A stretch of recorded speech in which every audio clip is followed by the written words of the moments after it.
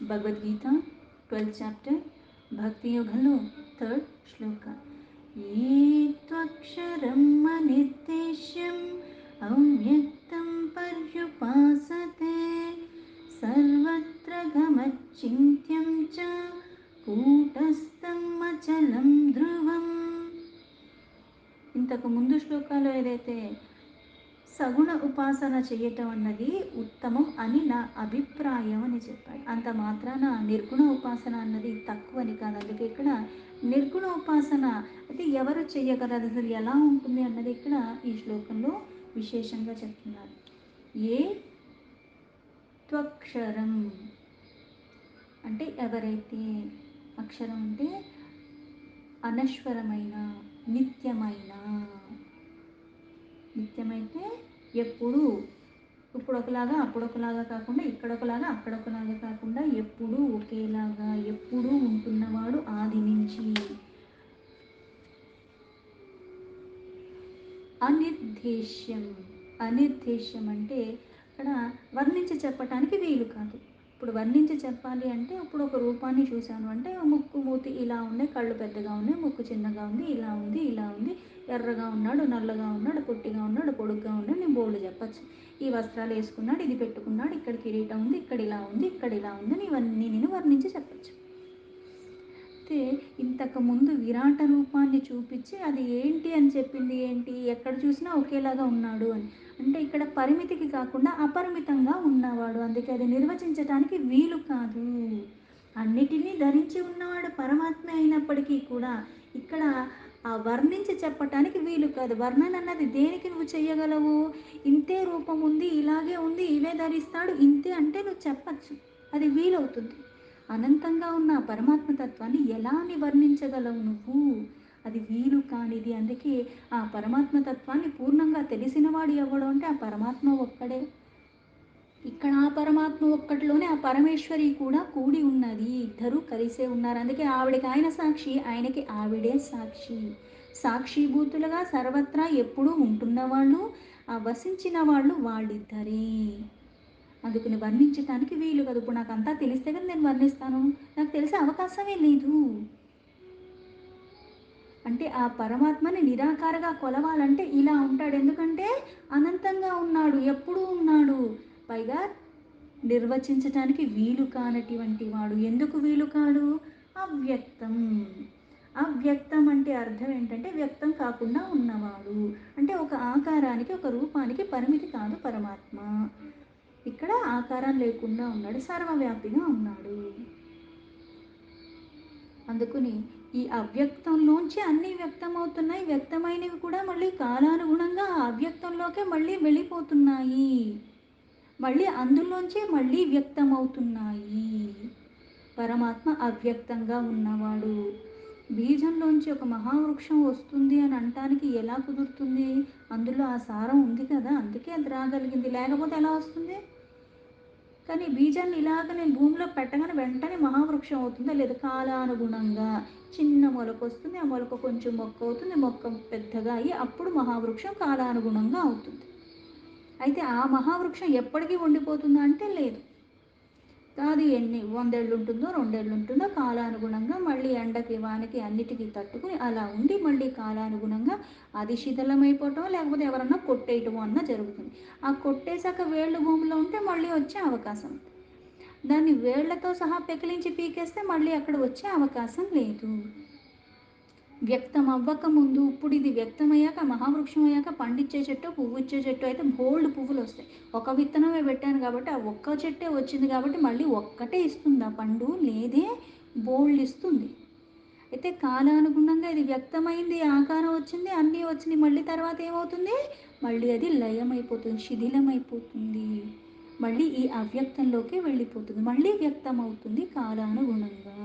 సృష్టిలో ఉన్న ప్రతిదీ కూడా ఆ అవ్యక్తం నుంచే వచ్చాయి, మళ్ళీ ఆ అవ్యక్తంలోకి వెళ్ళిపోతాయి. కానీ మధ్యలో ఒక పరిమితి సమయం ఉన్నది. ఎలా అయితే మనం ఉన్నాం, పుట్టాము, పుట్టక ముందు కూడా ఒక జన్మ ఉంది కదా, ఆ జన్మ అయిపోయిన వెంటనే మళ్ళీ ఇంకో జన్మ అయితే రాదు, ఎవరికి కూడా సాధ్యం కాదు. ఎలా అయితే మళ్ళీ ఆ పాప పుణ్యాలు అన్న విధానికి తగినట్టుగా మళ్ళీ ఇవన్నీ అనుభవించి కాలానుగుణంలో మళ్ళీ ఆ పుణ్యరాశి కరిగిపోయిన తర్వాత మళ్ళీ ఇక్కడ జన్మ తీసుకోవటం అన్నది జరుగుతుంది. ఈ జన్మ తీసుకోక ముందు అక్కడే ఉన్నాను. జన్మ తీసుకున్నాక వ్యక్తమైనట్టుగా నాకు ఒక ఆకారం వచ్చింది. పలానా ఇంట్లో పుట్టాను. పలానా వాళ్ళు నా తల్లిదండ్రులు. అలాగే నాకు ఒక నామం ఇచ్చాడు. నాకు ఒక రంగు రూపు ఇచ్చాడు. నేను ఇలా ఉన్నాను. దీనికి ముందు నేను ఉన్నాను. కానీ ఆత్మలో ఐక్యమై ఉన్నాను. ఆ పరమాత్మలో సన్నిధిలో ఉన్నాను. ఆ పరమాత్మ సృష్టిలో భాగంగానే ఉన్నాను. కానీ ఈ రూపాన్ని తీసుకోలే నేను. ఇది ఒక ఉదాహరణ మట్టుకి. అందుకే పరమాత్మ ఎలా ఉన్నాడు? అవ్యక్తంగా ఉన్నాడు. ఎందుకంటే సర్వము వ్యాపించి ఉన్నాడు. అన్నిటికీ ఆధారమై దాని గతికి, స్థితికి అన్నిటికీ మూలమై ఉన్నాడు. ఆ అవ్యక్తమైన పరమాత్మ పర్యుపాసతే అంటే ఇక్కడ సాకారంగా ఉన్న వాళ్ళైతే ఒక ఆకారాన్ని కొలుస్తున్నారు, ఒక నామాన్ని కొలుస్తున్నారు. రామ అంటున్నావు, కృష్ణ అంటున్నావు, లక్ష్మి అంటున్నావు, ఇంకేమన్నా శివ అంటున్నావు. ఇలా ఒక నామానికి, ఒక రూపానికి ఆరాధించే వాళ్ళు సగుణ ఉపాసకులయ్యారు. ఇక్కడ నిర్గుణ ఉపాసక గురించి చెప్తున్నారు కాబట్టి ఇలా అవ్యక్తంగా ఉన్న పరమాత్మని, నిర్వచించటానికి వీలు కాకుండా ఉన్న ఆ పరమాత్మని, నిత్యమై ఉన్న ఆ పరమాత్మని ఎవరైతే ఆరాధిస్తున్నారో, ఆ ఆరాధించే వాళ్ళు ఎలా ఆరాధిస్తారు? సర్వత్రఘం అచింత్యం. సర్వత్రఘం అచింత్యం అంటే అర్థం సర్వత్ర అంతా వ్యాపించి ఉన్నాడు. ఇక్కడ ఎక్కువ అక్కడ తక్కువ కాదు. ఇక్కడ అక్కడ ఎక్కడ చూసినా ఆయనే ఉన్నాడు. ఆయన లేనిది, ఆయన కాంతి ఏదీ లేదు. అందుకే పైగా ఎలా ఉన్నాడు? సర్వవ్యాపి అని మనకి తెలుసు. ఆ సర్వవ్యాపి అయిన పరమాత్మ ఇలా నిరాకారంగా ఉన్న పరమాత్మని కొలమానం లేనివాడు. అందుకే నిర్వచించడానికి వీలు కాదు. పైగా వ్యక్తం కాకుండానే అవ్యక్తంగా ఉన్నాడు. అలా ఆరాధించటానికి ఎందుకు కష్టం అవుతుంది? అచింత్యం అంటే చింతకి దక్కని వాడు. అంటే ఆ మనస్సుకి బుద్ధికి అతీతంగా ఉన్నవాడు, ఊహలకి అందని వాడు. ఊహాతీత, గుణాతీత, సర్వాతీత అన్నట్టుగా అన్నిటికీ అతీతంగా ఉన్నాడు. మనస్సుకి బుద్ధికి కూడా గోచరించని వాడు. అంత సులభమేమీ కాదు నిరాకార రూపంలో ఉన్న ఆయన్ని కొలవటం అన్నది. అందుకే అచింత్యం, అన్నిటికీ అతీతంగా ఉన్నాడు. మనస్సు బుద్ధికి కూడా అతీతమైన వాడు పరమాత్మ. అంత తేలిగ్గా గోచరింపడు పరమాత్మ. అంత తేలిగ్గా అర్థం కాదు. అంత తేలిగ్గా దాని మీద స్థిరంగా నువ్వు నిలపకోలేవు నీ మనస్సుని. అందుకే కూటస్థం. కూటస్థం అంటే ఒక కూటమి. ఏంటి ఆ కూటమి అంటే కొన్ని నువ్వు ఆ నియమాలు ఉల్లంఘించకుండా ఎప్పుడు నిత్యము నిరంతరము అలా చేస్తూ ఉంటే అప్పుడు అది సాధ్యం అవుతుంది. ఏది అసాధ్యం అని చెప్పడు. అందుకే ఈ కూటస్థం. ఈ కూటమి అన్నది దేనిలో ఉంది? ఏవైతే మనలో ఉన్నాయి, ఏమున్నాయి? జ్ఞానేంద్రియాలు, కర్మేంద్రియాలు, మనస్సు, బుద్ధి, చిత్తం.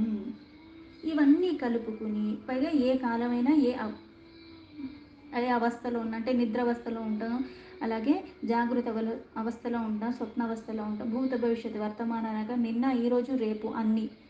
అలాగే ఎప్పుడూ ఒకేలాగా మార్పు లేకుండా ఉన్నాడు. ఆ మార్పు లేకుండా అవ్యక్తంగా మనసుకి బుద్ధికి గోచరించిన వాడు సాధనతో నీకు సులభం అవుతాడు.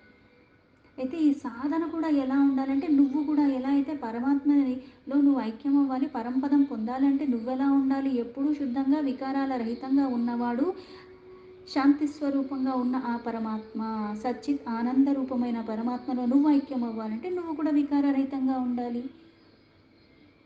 వికారరహితంగా ఉండాలి. గుణాతీతమైన పరమాత్మని చేరాలంటే గుణమయంగా ఉండకుండా నువ్వు కూడా ఆ స్థితిలో ఉండగలిగితేనే అది నీకు సాధ్యమవుతుంది. పైగా ఇవన్నీ నేను సాధించుకోవాలంటే ఎన్ని జన్మలు ఎత్తినా సరిపోదు. అందుకని సులభమైన మార్గము భక్తి. ఆ భక్తి మళ్ళీ ఎలా ఉండాలి? నిష్కామ భావంగా కోరికే పరమాత్మ అయిపోవాలి తప్పితే నువ్వు ఇది చేస్తే అది ఇస్తావా అన్నట్టుగా బేరాలు ఆడకూడదు. అందుకే ఇక్కడ ఆ కూటస్థంలో ఎప్పుడు ఒక కూటమిలాగా ఉంటాడు పరమాత్మ. అంటే ఒక నుంచి ఇంకో దగ్గరికి వెళ్ళాలి అంటే ఆ పయనాన్ని నువ్వు మధ్యలో ఆపేస్తే నువ్వు అక్కడికి ఎలా వెళ్తావు? వెళ్ళలేవు. అందుకని ప్రతిదాన్ని అధిగమిస్తూ మళ్ళీ దీన్నన్నిటినీ ఆధారం చేసుకుని ఇవెప్పుడు మళ్ళీ నీ ఆధీనంలో ఉండి అలా ఉంటేనే అప్పుడు నీకు అది కుదురుతుంది. ఎందుకంటే పరమాత్మ మార్పులు చేర్పులు లేకుండా నిత్యుడే సత్యుడే సర్వంతర్యామిగా ఎప్పుడూ ఉంటూనే ఉన్నాడు. అందుకే అచలం, కదిలించలేనిది, అన్ని వైపులా ఎప్పుడు అచలంగానే ఉన్నాడు. ఇప్పుడు మనం అచలం అన్నది రాళ్ళని వీటిని అంటాం, ఎందుకంటే కదలవు. చెట్టు అయినా ఈ మధ్యన ఏం చేస్తున్నారు అంటే దాని భూమి నుంచి కూడా అలాగే తీసుకొచ్చి ఇంకో ప్రదేశంలో పెట్టేస్తున్నారు. కానీ కొన్ని కొన్ని పెద్ద పెద్ద కొండల్ని తీయటం కూడా కష్టం, తీయటానికి కూడా అవ్వదు. అచలం, కదిలించలేనిది, పైగా ధ్రువం అంటే సనాతమైన వాడు. ఈ నిరాకారికైన పరమాత్మ ఎలా ఉన్నాడంటే ఇలా ఇన్ని చెప్తున్న ఆ పరమాత్మ తత్వం ఏంటి అన్నది ఇక్కడ. అయితే ఈ పరమాత్మ తత్వ ఈ నిరాకారాన్ని మనం ఎలా ఉండగలిగితే అది మనకి సాధ్యమవుతుందని వచ్చే శ్లోకాల్లో చెప్తారు. ఈ శ్లోకాల మటుకు ఆ పరమాత్మ నిరాకార స్థితి అంటే ఏంటి అన్నదే ఇక్కడ, నిరాకార అంటే ఏంటి అన్నది ఇక్కడ ముఖ్యంగా చెప్పారు. అందుకే ఇక్కడ అక్షరమని, అనిర్దేశమని, అవ్యక్తమని, సర్వవ్యాపి, అచింత్య, కూటస్థం, అచలం, ధ్రువం, ఇవన్నీ పరమాత్మ. శ్లోకానికి యథాతథ మీనింగ్ తీసుకుంటే, ఏ త్వక్షరం అనిర్దేశ్యం అవ్యక్తం పర్యుపాసతే సర్వత్ర గమచ్చింత్యం చ కూటస్థమచలం ధ్రువం. నాశరహితుడు, అనిర్వచనీయుడైన పరమాత్మ, అవ్యక్తమైన వాడు, సర్వవ్యాపిగా ఉన్నాడు, మనస్సుకి బుద్ధికి అతీతమైన వాడు, మార్పులు చేర్పులు లేనివాడు, ఎప్పుడూ ఒకేలాగా ఉంటున్నవాడు, నిత్యుడు, శాశ్వతుడు, అందుకే నిశ్చలమైన వాడు.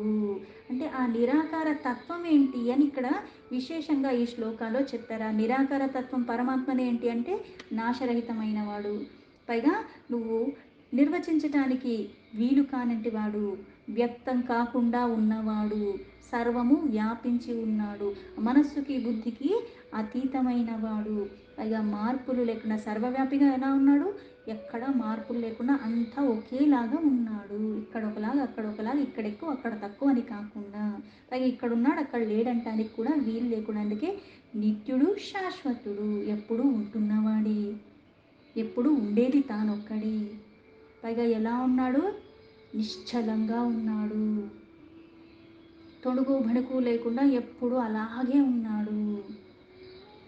విశేషంగా నాశరహితుడు అని చెప్పడానికి అర్థం ఏంటి అంటే ఆ పరమాత్మ అక్షరం అంటే ఏ కారణం వల్ల కూడా నశించడు, ఆయన వల్లే అన్నీ ఉన్నాయి, అన్నిటికీ ఆధారమైనే, అన్నిటికీ మూలమైనే, ఆయనకి ఏది ఆధారం కాదు, అందుకే నిరాధార నిరాకార అంటూ ఉంటాం. అందుకే ఇక్కడ క్షయం లేకుండా శాశ్వతంగా ఉన్నాడు, దీనివల్ల నశించిపోతాడంటే వీల్లేదు, ఎందుకంటే ఆయన ద్వారా వచ్చినవే ఇవన్నీ, అన్నీ ఆయన ఆధీనంలో ఉన్నవి, వాటి గతికి స్థితికి అవి మార్పులు చేర్పులు చెందటానికి కారణమైన కానీ అవేవి ఆయనకి ఏమీ చెయ్యలేవు, అందుకే ఆయన ఎప్పుడూ అక్షరమైన వాడు. అంతేకాకుండా అనిర్దేశ్యము అంటే ఇక్కడ ఏ ఉపయోగం అయినా సరే ఆయనకి దేనివల్ల లేదు, ఇలానే ఉంటాడు అంటానికి ఒక ఉపమానం ఇవ్వటానికి ఇప్పుడు కర్పూరాన్ని ఉప్పు కప్పు రంగు అంటాం, అంటే ఉప్పుని చూసినా కర్పూరాన్ని చూసినా ఒకేలా ఉంటాయి, అవి తెల్లగా ఉంది ఇది తెల్లగా ఉంది, కాస్త ఉపమానాలు అది రుచి చూడటం వేరు, దీని పని అది చేయదు దాని పని ఇది చేయదు, కానీ చూడటానికైనా ఇది ఒక్కటే అని అంటానికి ఉంటుంది. ఉప్పు కప్పు రంగు నొక్క పోలిక నుండు, ఉండటానికి పోలికైనా ఒకలాగా ఉంది, ఇది చేసేది వేరు అది చేసేది వేరు, కానీ అంటానికి ఒక్కలాగా అనిపిస్తున్నాయి కదా. కానీ ఇక్కడ పరమాత్మని నిర్వచించటానికి ఇలా ఉంటాడని చెప్పటానికి ఆయనతో పోల్చడానికి ఇంకొకటి ఏదీ లేదు, ఆ ఉపమానాల ద్వారా కానీ ఆ స్వరూపాన్ని వివరించటానికి వీలు కాదు, అందుకే అనిర్దేశ్యం. పైగా కొన్ని ఎలా అంటే ఉప్పు చేసే పని పంచదార చేయదు, పంచదార చేసే పని ఉప్పు చేయదు, దీని పని దీనిది దాని పని దానిది, ఇది ఉప్పుగా ఉంటుంది అది తీయగా ఉంటుంది. అయితే ఇక్కడ పరమాత్మ ఇవే చేస్తాడు అవి చేయలేడంటానికి వీల్లేదు కదా, అన్నీ ఆయనే చేశాడు. అయితే ఆయన ఎలా ఉన్నాడు, అంతటా అంతర్యామిగానే ఉన్నాడు, కానీ మళ్ళీ సర్వవ్యాపిగా అన్నిటికీ పరంగా కూడా ఉన్నాడు. ఎలా అయితే ఇంతకు ముందు చెప్పినట్టుగా తాను ఎంత సగలంతా చేసింది దేంతో, తన ఒక్క అంశతోనే చేశాడు, అంటే తను ఇంకెంతున్నాడు, కొలమానం లేనివాడు అని అందుకు అంటారు. నిర్వచించటానికంటే దీన్ని పోల్చడానికి ఇంకొకటి ఏదీ లేదు, అందుకుని ఆయనకి పోల్చడానికి కుదరదు.